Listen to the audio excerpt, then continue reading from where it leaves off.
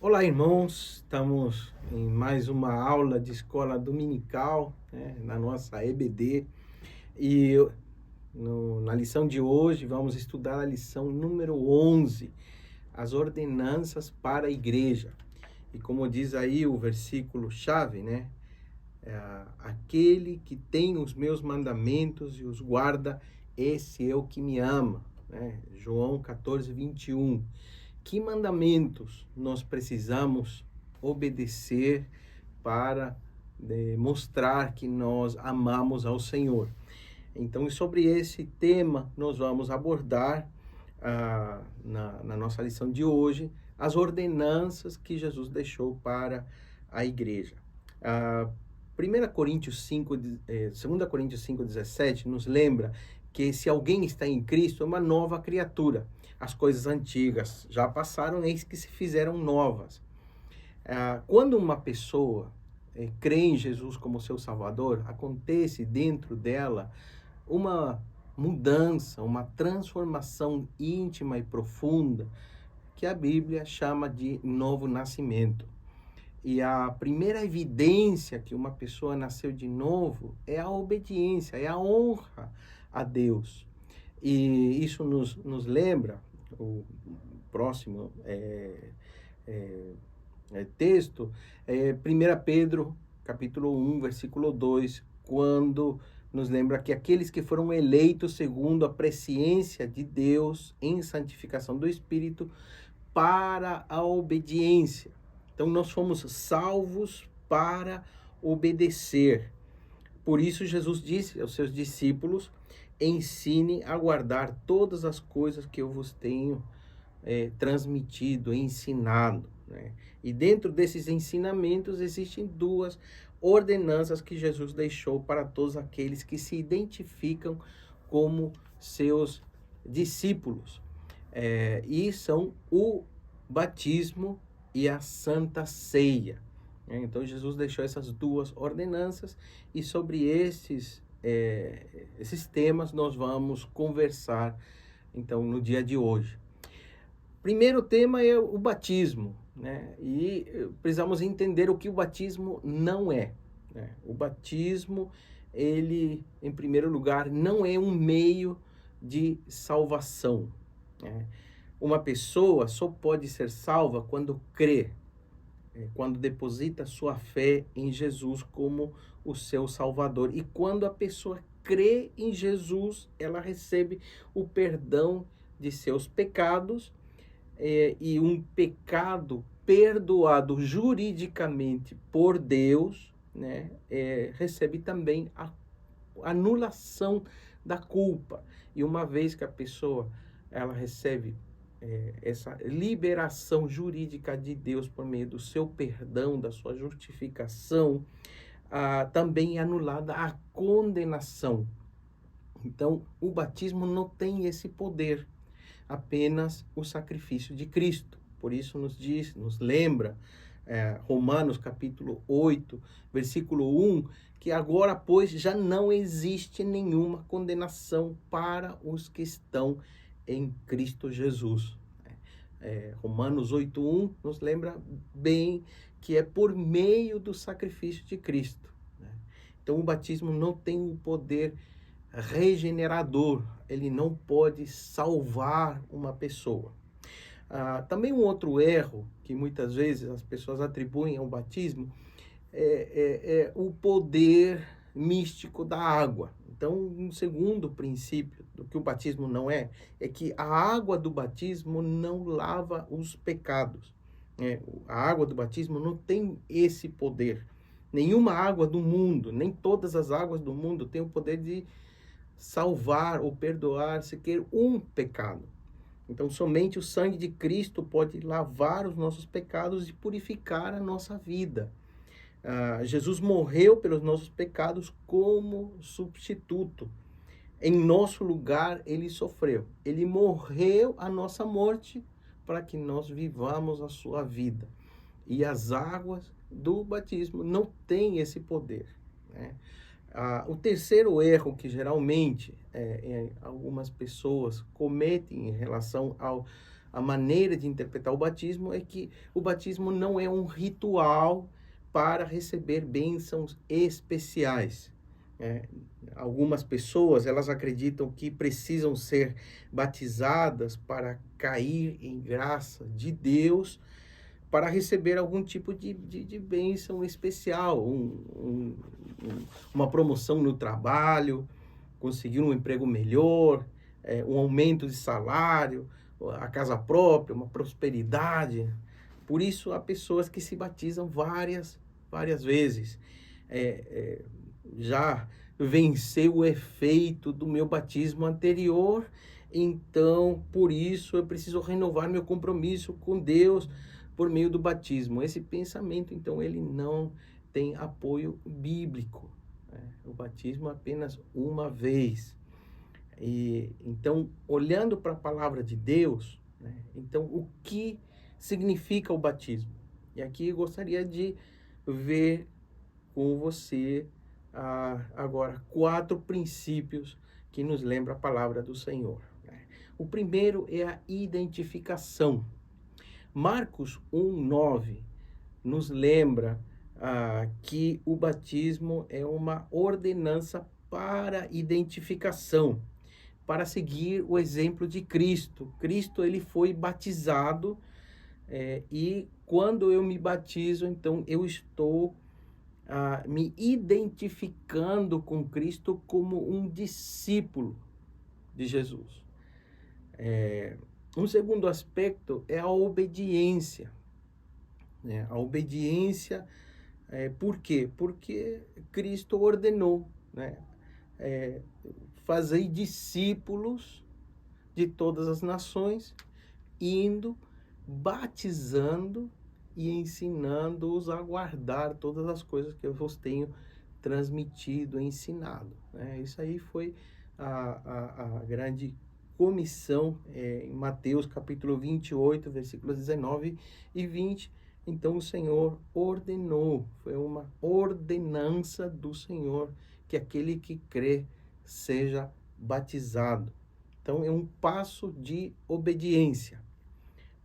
Em terceiro lugar, ademais da identificação e da obediência, o batismo também é um testemunho, serve como testemunho público de uma decisão que foi tomada no coração, para testemunhar que somos discípulos de Cristo, que somos crentes. O batismo, então, não salva ninguém, mas o batismo é um anúncio, é um testemunho que a pessoa tomou uma decisão por Cristo.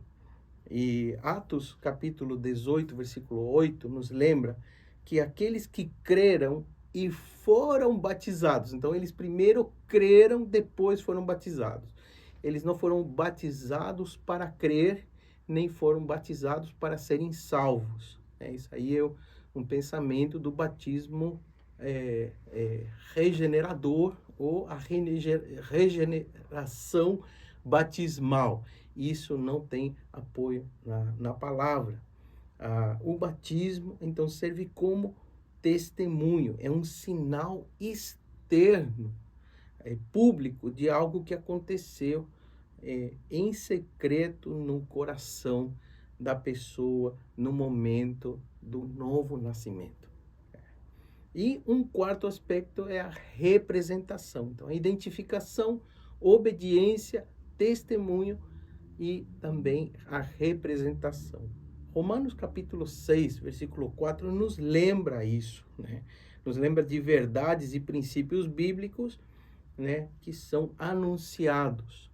A morte e ressurreição, a morte, sepultamento, a ressurreição para uma nova vida, a morte para a velha vida, a ressurreição para uma nova vida em Cristo. E esse aspecto da representação, da ilustração, é muito interessante, porque traz também o aspecto da regeneração em Cristo, da lavagem e purificação. E é como que eu estou anunciando, no momento do meu batismo, que nós morremos, eu morri para a velha vida e agora eu ressuscitei para uma nova vida, para viver uma nova vida em Cristo. Então, os princípios do batismo, o batismo não nos torna crentes, né? Não nos batizamos para ser crentes, mas nos batizamos porque já somos crentes em Cristo, porque cremos nele. O batismo não salva ninguém, só pela fé em Jesus nós somos salvos. E o batismo também é uma representação da nova vida em Cristo. Quem deve ser batizado?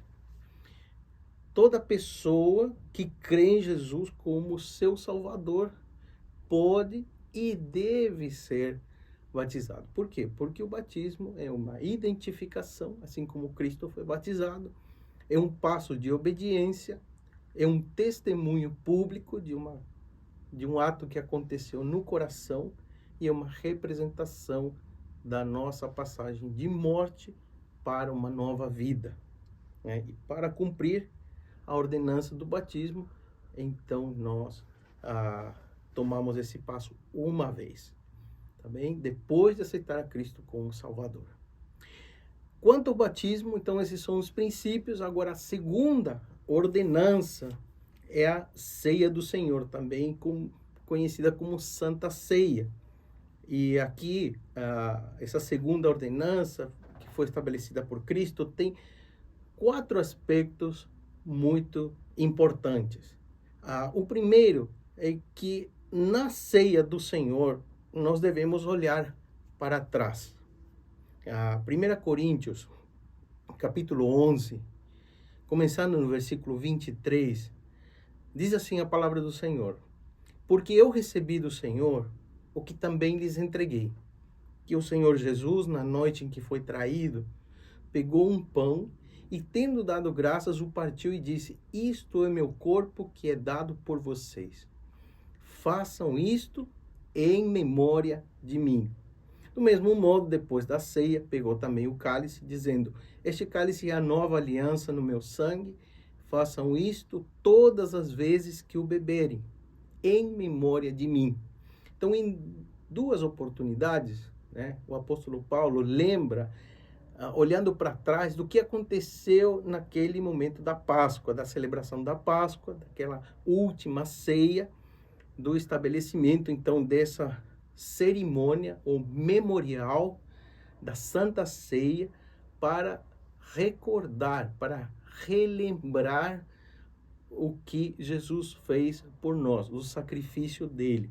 E é interessante que ele aponta para a nossa memória. Por quê? Porque nós precisamos acionar a nossa memória para não esquecer. É interessante que o ser humano às vezes esquece das coisas.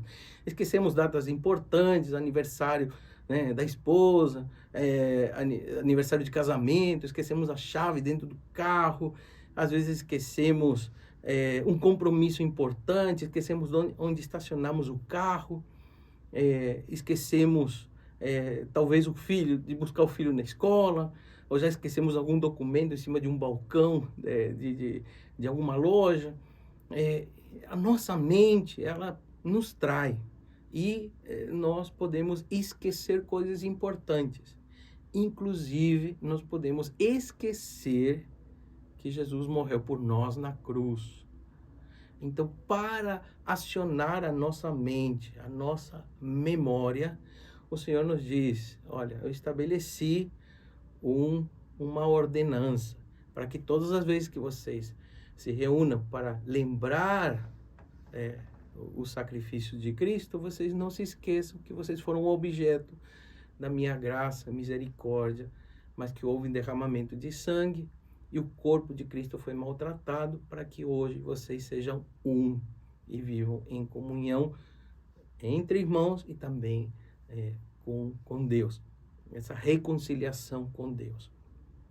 E essa celebração é interessante porque no Antigo Testamento, o povo de Israel, eles não tinham uma santa ceia, eles não tinham a ceia do Senhor, eles tinham uma cerimônia por meio do sacrifício, né, de animais, o derramamento de sangue, eles lembravam de que o Cordeiro de Deus, que tira o pecado do mundo, viria, o Messias viria. Hoje nós não precisamos apelar ao sacrifício, hoje nós temos a Santa Ceia para lembrar que o Cordeiro de Deus que tira o pecado do mundo já veio e morreu em nosso lugar na cruz. Então nós somos salvos da mesma forma, né? A pergunta seria, como eram salvas as pessoas no Antigo Testamento? Da mesma maneira que nós hoje somos salvos. Efésios capítulo 2, versículo 8, porque pela graça sois salvos mediante a fé. O povo de Israel, ou no Antigo Testamento, as pessoas eram salvas porque elas eram objeto da graça de Deus e eles acionavam a fé por meio do sacrifício, olhando para o futuro, esperando o Messias. Hoje, nós participamos da ceia do Senhor, somos salvos pela graça de Deus, mediante a fé no Messias que já veio, né, e morreu na cruz por nós. Então, olhar para trás é um aspecto da ceia do Senhor, que nos lembra, então, que o nosso Salvador já veio, né? Lembrar a centralidade da morte de Cristo.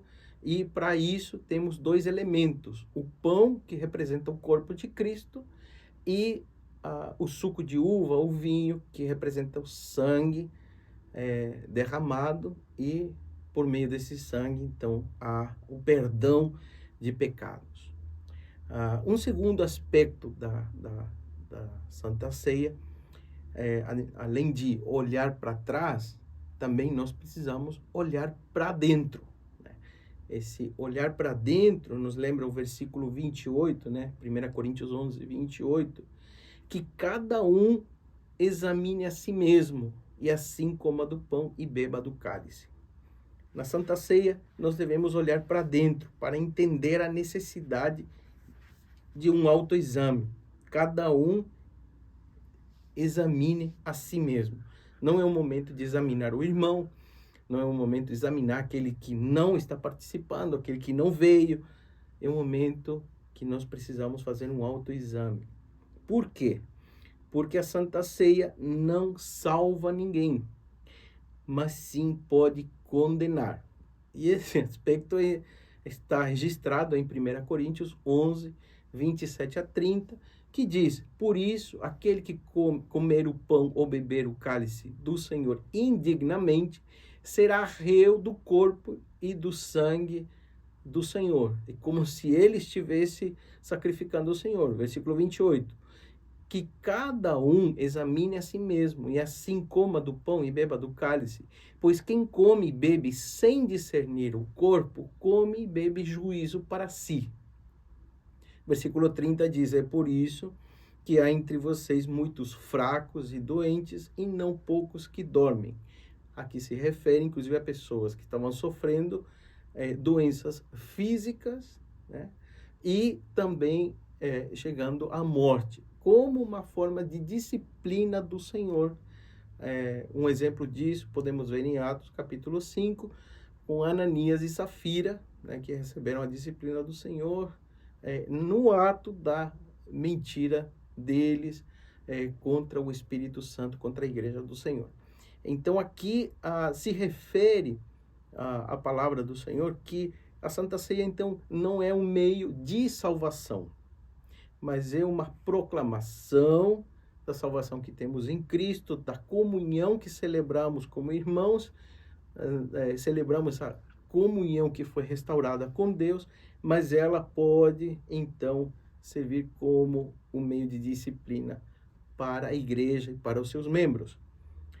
Um terceiro aspecto, além de olhar para trás e para dentro, também na Santa Ceia nos olhamos ao redor. E 1 Coríntios 11, 26, na primeira parte, quando diz: porque todas as vezes que comerem este pão e beberem o cálice, vocês anunciam a morte do Senhor. 1 Coríntios 11, 26, então, nos lembra que nós anunciamos a morte do Senhor através da Santa Ceia. Então, nós, nesse momento, olhamos ao redor. valorizando o privilégio de estar em comunhão com Deus e com os irmãos, mas também aceitando o desafio evangelístico de anunciar a morte do Senhor para aqueles que ainda não creram. Então, nós valorizamos o privilégio da comunhão com aqueles que creem, mas aceitamos o desafio evangelístico para anunciar a morte do Senhor para aqueles que ainda não creem em Jesus como Salvador, né? E um quarto aspecto da Santa Ceia é o olhar para cima, além de olhar para trás, para dentro, ao redor. Agora nós olhamos para cima, porque a segunda parte de 1 Coríntios 11, 26 diz que devemos participar, comer o pão, beber o cálice, anunciando a morte do Senhor até quando? Até que o Senhor Jesus venha, até que ele venha. Olhamos para cima esperando o retorno de Cristo. E nesse momento, irmãos, não vamos precisar mais participar da ceia do Senhor, porque já não vai ser necessário ter símbolos, porque o próprio Senhor Jesus estará presente. Então, dessa forma, nós vamos nos banquetear com o nosso Salvador por toda a eternidade. A prova de que Jesus morreu é que ele foi sepultado. A prova de que Cristo ressuscitou é que o sepulcro está vazio. Por isso a ceia do Senhor não é um funeral, porque o nosso Redentor vive e ele em breve voltará para nos buscar. A Santa Ceia é uma celebração daqueles que creem no Senhor Jesus, olhando para trás, olhando ao redor, olhando para dentro e olhando para cima. Dessa forma, nós buscamos honrar e obedecer essas ordenanças. Por quê? Porque quando nós obedecemos e honramos as ordenanças, trazemos bênção e proteção para a nossa igreja e saúde espiritual para cada um dos seus membros. O batismo e a ceia do Senhor são saúde espiritual para nossas vidas. É bênção e proteção para a igreja. Então é importante não somente conhecer estas ordenanças, o batismo e a ceia, mas também obedecer e honrar de acordo com a palavra do Senhor. Esse é o ensinamento, então, sobre as ordenanças para a igreja, e a palavra do Senhor, então, vem de encontro com as nossas necessidades de edificação, conhecimento, mas também aciona o nosso lado de obediência e honra ao Senhor. Animados? Que o Senhor nos abençoe.